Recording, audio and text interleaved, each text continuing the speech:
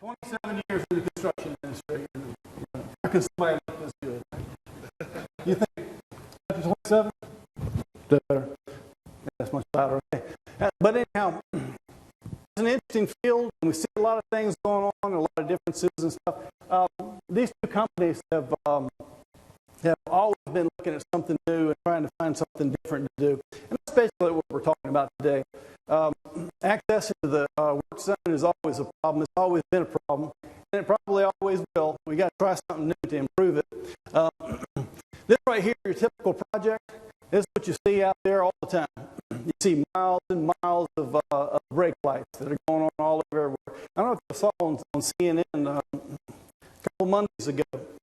Interstate 85, not far from where this was right there, had a 29-mile backup that went from pretty much near Charlotte all the way to Spartanburg. I mean, it was a terrible situation. One accident happens, backs everything else up. And that's what this is all about.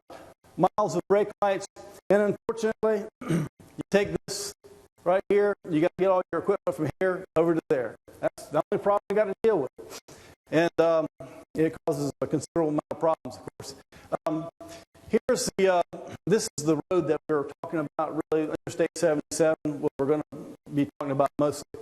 And on this road right here, you see it's nothing unusual for a construction zone. All the work is being built on the inside. And we got to get trucks and equipment in there. You got to get your employees in there. It's an issue also. Everything that has to go from one side to the other is always going to be a problem. This right here is 77, and here's the culprit right here, getting the trucks inside the work zone. Now, everyone has seen this where you get people plowing in the back of other people, and statistically, if you look at the third most common accident that takes place is rear end. So when a rear end accident takes place like this, it's going to back everything up. And it's going to keep you from getting your work done. It's going to stop your job. It's going to stop everything.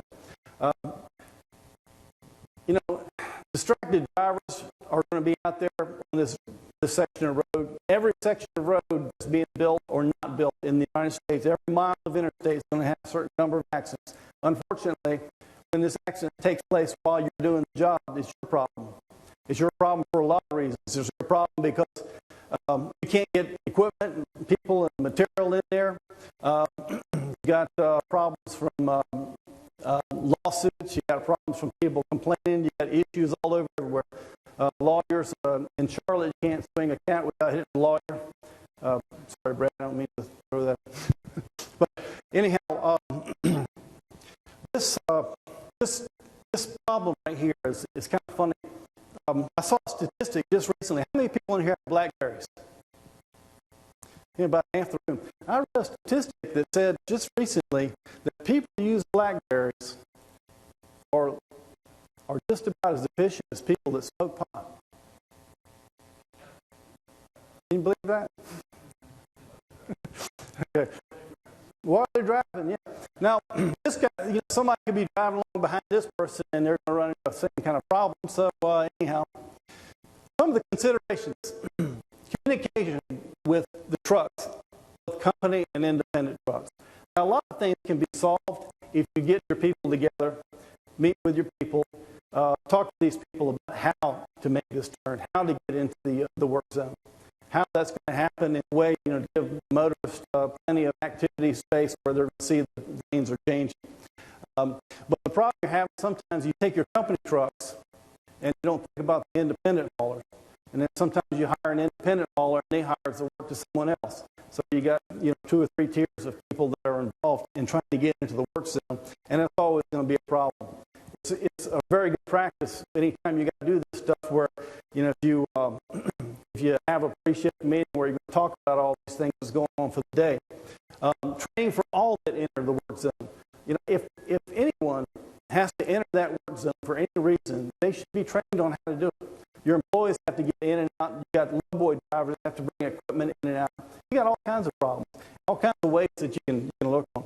Employee staging areas is a really big area to pick up, make sure everyone's parked in the same place where everyone can get together at one time during the day.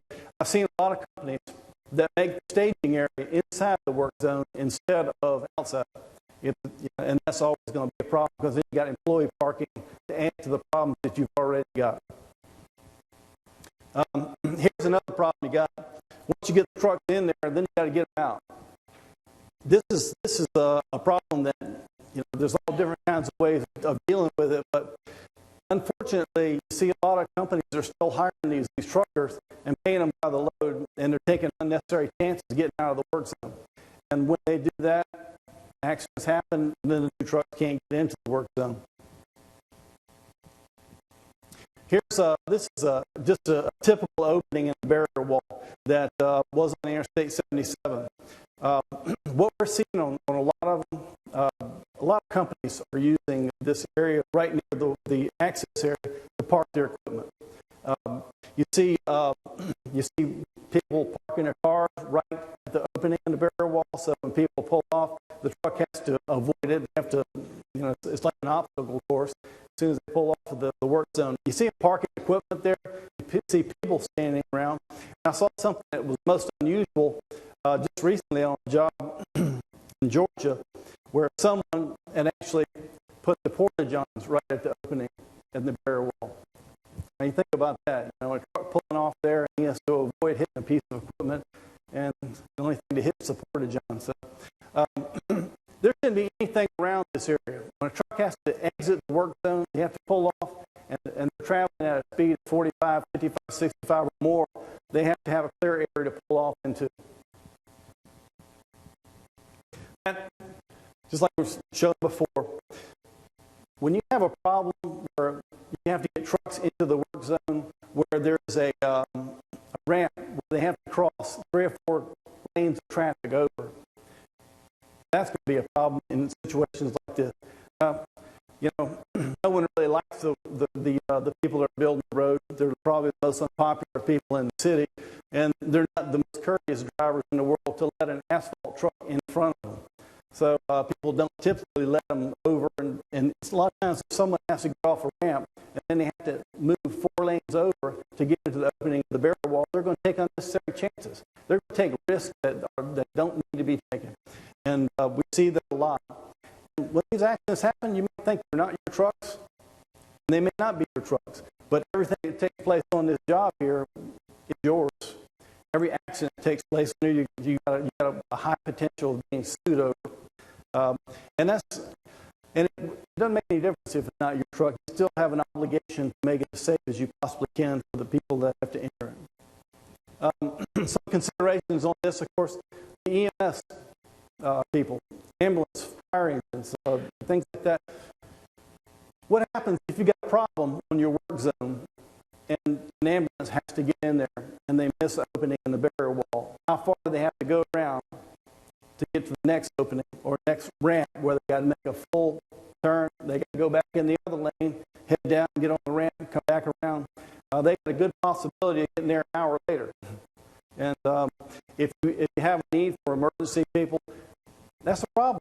You can very easily get with these emergency people and talk to them, tell them where the openings and the barrier walls are, and spend some time with them to make sure that they're up to speed if that situation does come up. This is something on the local broadcasting possibilities is kind of interesting. On that particular job right there, we had a couple of people that worked on it that kind of like to talk to the news. And when you have a job of that size that backs up traffic every day, I don't care what city you're from, there's always going to be problems. When it's backed up like that, your job is news. Your job is what everyone's interested in. Your job is the road that's causing problems for everyone's making everyone late at all those buildings on the other side of town. And there's also situations where they're trying to find alternatives for it. What you can find is these broadcast people, they're looking for someone to get on there in the morning and tell them what's going on. And it's very easy to do. It has an effect on people also. Sometimes superintendents, particularly, when they get on the news, pretty often they get a pretty swollen head, about this thing. But the news people like to talk to them. Web page information, something reasonably new. We're seeing a lot of people get on there and set up a web page to alert people about what's going on for the day, what work is being done around with ramp and things like that, to let people know what's happening. And the newspaper is always going to be around. There's always somebody that's interested in it. Typically, I'd say the media are not going to be your friends when it comes to a work site, but in some cases, they can be used to your benefit. Involve police. The police are there 24 hours a day, even if you're not. And you don't know what's going to happen after you left the job, but they do. If you take your opportunities to meet with these people, talk with them about what their ideas are on your job, what they think that could be done differently, you might find that they'll be able to help you. And getting them on your side is a tremendous benefit. We've gone as far as to give them cameras. In some cases, they've taken pictures of accidents that we didn't know even took place. That's really valuable to have. Unfortunately, what police usually have to do is set up radar and things like that to help cut back on speeders. I know on this particular job we're talking about here, we had our share of problems and our share of fatalities, and from this section of road. And the police actually on that one, after the problems took place, which would have been nice if we could get them before, they actually gave us, I think I call them as fake police cars, where they had the blue lights on them, and they let our employees move around to where the work was going on. You can do that if you work with them, but unfortunately they're not that open to do things in budget cuts. In one particular job like this, I went to the police to talk to them and told them that someone's going to get killed if we don't do something differently out there. And unfortunately, it happened the next day. Someone did get killed. And it's a bad situation. And if you work with these people in advance, hopefully those kind of problems don't take place. But if you collect the police reports, you go by the police station and find out what happened on your job when you're not there. You are responsible for it. Anything that takes place when you put that begin construction, end construction, you're on the hook for everything in the middle. So you better know what's going on. It's not a good time to find out when you get some paperwork from a lawyer that's going to tell you you're being sued over something that took place on your job site. So it's a good idea, whether you use safety people to go by and go get with the police and collect all these reports is a good idea. Accident investigations I found are very valuable because they show you where your problems are also. When you get them involved, you get up there, you find out that there may be something more to the job than you're not seeing. There may be something about that particular area, maybe it's a curve or something like that may bring about some change that may need to be done. Plan for emergency repairs is a huge issue. And I don't know how many people do that, but when accidents take place, particularly around these access and egress things, we're dealing with a lot of truckers and stuff like that. When they hit those barrier walls, it's a mess. And more often than not, the construction people that are out there are the ones that have to fix it. And you can make quite a bit of money on that too, fixing these things.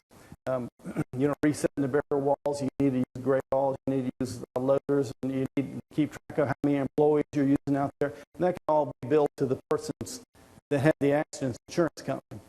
If you get it off the police report and how you go about processing it, there's all kinds of ways to do that. But a lot of companies don't do it, and they just eat the cost of that. And that's something that there's hundreds of thousands of dollars on any job where you can collect some money on that. Have video equipment, photo equipment around to take pictures of these kind of things is always good also.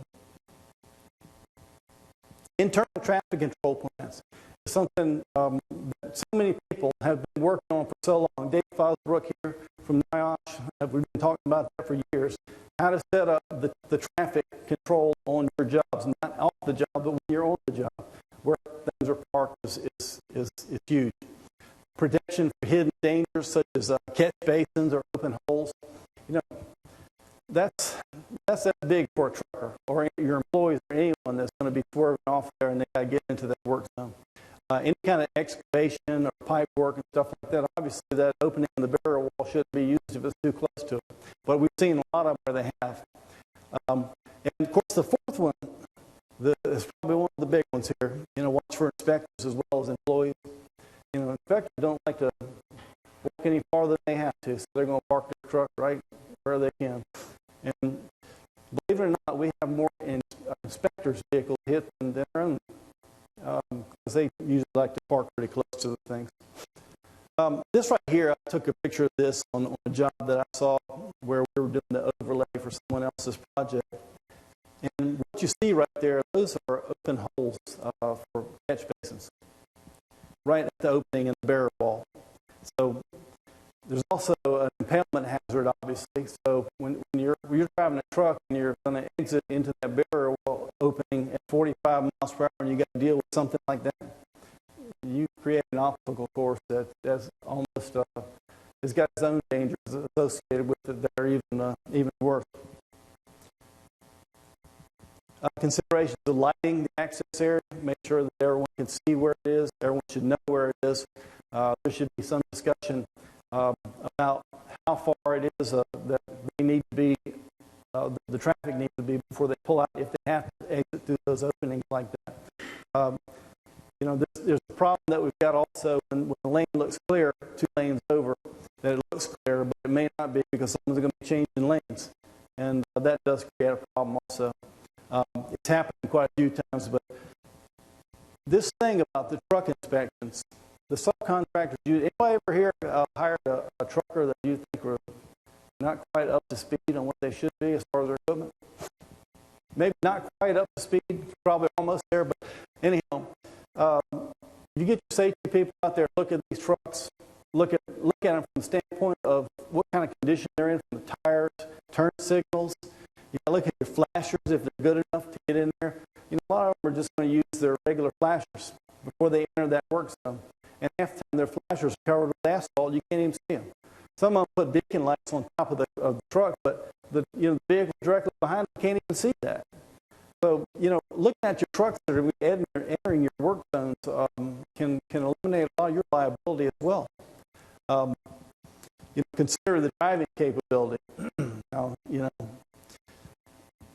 everyone knows what trucking company is good and which one's not. And, you know, sometimes you got to look at it and consider that. Certificate of insurance, of course, it's a good case to get that on file for every truck you got going on in your job. And it's more so than just getting it from the company that you're hiring. If they sub out to another company, those guys are still on your job. So that's something to check also. Check to see if they're safe. Look at the safe stats.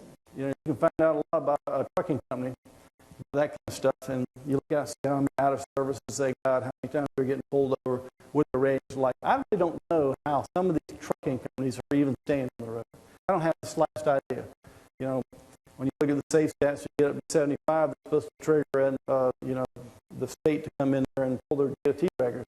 But from the ones we've seen, I don't know how they couldn't be over 100. But there's some pretty bad situations out there. Now this right here, when you start talking about truckers, this is right by the opening in the barrier wall also. And of course, you could probably well guess that none of the truckers said they hit that. It just must have bent down like that by accident or something like that. But the funny thing about that particular situation,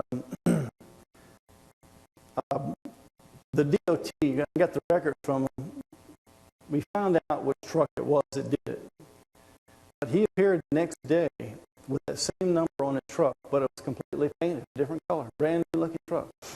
So the owner of the truck knew this happened. The owner of that company knew his driver took out one of these overhead signs, and he intentionally hid that. And, I found out from the police department, he was a warrant for a couple other warrants also, and we went by his house to find out where the truck was. We found a hood of one of our trucks in his front yard that he stole. So, trucking companies are, I don't want to rag on truckers, but, there's something to think about on every one of your situations. This cost a fortune, and no one would admit to it. And it had to be fixed. Here's something also that is something really you need to give some thought to, is that you got to deal with your people, but your subs that may be on there, maybe when you're not there, like this electric company. He's got to go out there. Have you talked to him about how he's going to enter and exit through the work zone? Is he capable of doing what he's supposed to do? This is a good company. It's a good truck, but they're not all that good. So that's something that bears some thought every time you got to get one on there. By the way, this guy that had this accident right here, I found out a short while after this that he ended up in the hospital over a bad accident he had. Turns out his trucks were in such bad shape, the gas gauge or the fuel gauge didn't work on this thing. And he was at a rest stop, and he wanted to check his fuel level by a cigarette lighter. His truck burned up completely. So, you see these kind of things happen.